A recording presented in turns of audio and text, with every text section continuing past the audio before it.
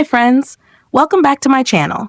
In today's video, I'm going to show you how to change the lock screen clock style on the Samsung Galaxy A04. If you're new here, don't forget to subscribe and give this video a thumbs up. Now, let's dive in. Step 1. First, unlock your phone and open the Settings application. This is where you can find various customization options for your device, including display settings, security settings, and accessibility features. Step 2. Now, locate the search icon in the top right corner and tap on it. The search feature makes it much easier to find specific options without having to scroll through multiple menus manually.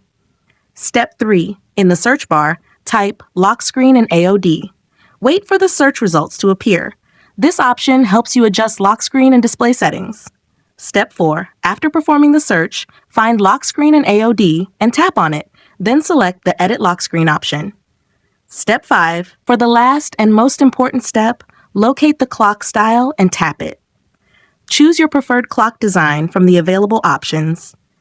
Once you've made your selection, tap Done to apply the changes. Your lock screen clock style will be updated instantly. If you found this tutorial helpful, don't forget to give it a thumbs up and subscribe to my channel for more great tips.